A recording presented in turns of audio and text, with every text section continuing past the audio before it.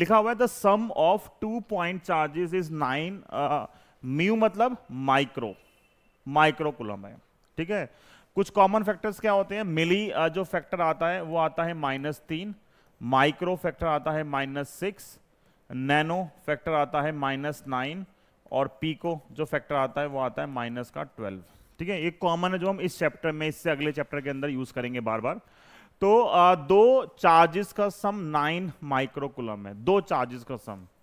तो अगर पहला चार्ज x है, x माइक्रो कूलम, तो दूसरा क्या होगा, दूसरा आएगा 9 -x माइक्रो कूलम। मैंने माइक्रो कूलम में ही लेट कर लिया। ये दो चार्जेस हैं, ठीक है। बोला दोनों रिपेल कर रहे हैं एक दूसरे को with a force of 2 Newton when they are kept 30 centimetre apart in free space, 30 centimetre, ठीक है। और क्या निकालना है, वैल्यू ऑफ ईच चार्ज हमें फाइंड करनी है, मतलब हमें ये निकालना है Q1 Q2 कितना आएगा। वैसे डिफिकल्ट क्वेश्चन नहीं है, क्योंकि अगर बेसिक न्यूमेरिकल वैल्यू होती तो हम सॉल्व कर लेते। बस यहाँ पे जो प्रॉब्लम आती है सॉल्व करते हुए, वो प्रॉब्लम ये आती है कि बच्चों से यूनिट्स कन्वर्ट नहीं होती।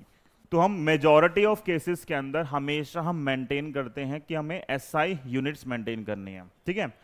अब इस क्वेश्चन में बच्चे बोलते हैं हमें कैसे पता कन्वर्ट करनी है, क्योंकि फोर्स दे रखा है न्यूटन में, तो ये एसआई यूनिट है, ये सीजीएस है, और ये तो कोई सीजीएस भी नहीं है ना, ऐसा ये माइक्रो कूलम में दे रखा है। तो सब अलग अलग दे रखा है, सब उल्टा पुल्टा है। तो पहला काम क्या होगा, सबको सेम में कन्वर्ट करना है। जब सेम में कन्वर्ट करना तो क्या करोगे, हमेशा बेस्ट क्या होगा, एसआई यूनिट के अंदर कन्वर्ट करोगे। तो क्या आएगा, ये देखो फोर्स कितना है 2, ठीक है। के की वैल्यू कितनी होती है 9 10 की पावर 9। Q1 कितना है x, Q2 कितना है 9 - x। इसके लिए भी आएगा माइक्रो, इसके लिए भी आएगा माइक्रो। माइक्रो के लिए आएगा -6 का फैक्टर, यहां भी आएगा -6 का फैक्टर, मतलब इंटू 10 की पावर -6 इंटू 10 की पावर -6। और नीचे क्या है डिस्टेंस, ये 30 सेंटीमीटर है। 30 सेंटीमीटर का मतलब क्या हो गया, ये -2 करोगे, ये आएगा 3 10 की पावर -1, इसका स्क्वायर करना है। क्या आएगा इसका स्क्वायर, 9 और 10 रेज़ टू द पावर -2। ये हमारे पास क्या आएगा, R आएगा, ठीक है। तो अब क्या करोगे यहां पे अब जो वैल्यू आएगी वो क्या आएगी, 9 से 9 कट गया, ठीक है।